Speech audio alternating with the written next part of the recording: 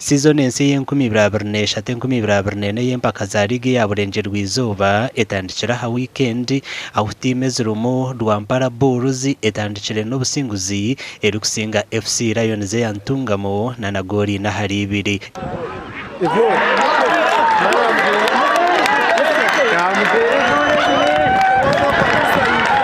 Rwampara Bulls eriyo mu group ya Kigezo region kandi kasingwa Kigezo Homeboys omuzano gwa hamuheru season ehwire omuzano gwabire guriyo gwo kusharamo abarayegito mu mpaka ezo kutoranamo abarazo mu mpaka za FIFA Big League.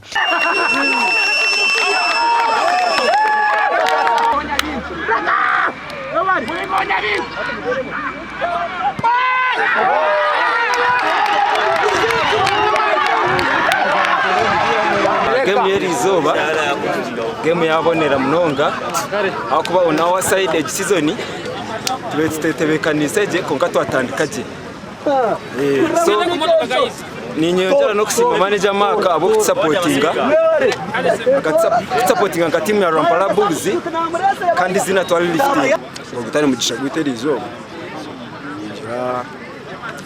bira nabo bagubonimba subira muza kwetereza kandi bigendewe nibyo kugenda mbigiriki. Ezindi time zanaro mu groupe ya Kigezi Rubaare FC esinjiro mu Njenyi FC na goli 3 hari 2 Chihi Young Boys yagwa kikazi nakataka gole emwe hari emwe rero Nyasa yasingwa Rukongero United na goli 2 hari 0. Omu groupe ya Ankore timu ya Bushenyi Veterans na etandikire n'obusinguzi bwa goli 2 hari emwe eri kutera Kirugu FC okuruga Rubirizi achayi katerera.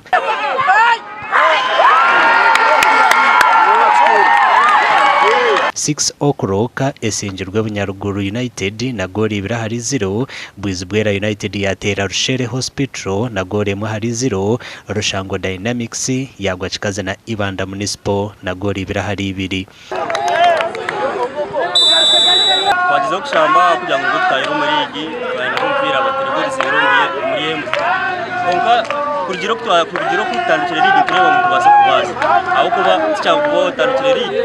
kugiro muri ligi tutano n'ugubera kumpira abatendesi bonade batwadde fitness mala batwadde obukodyo kwasaganya game ne wankwadde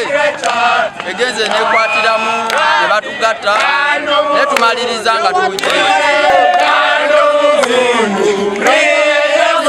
Ahabwa TV West ndi Elias Rutugusa na Abraham Muganzi.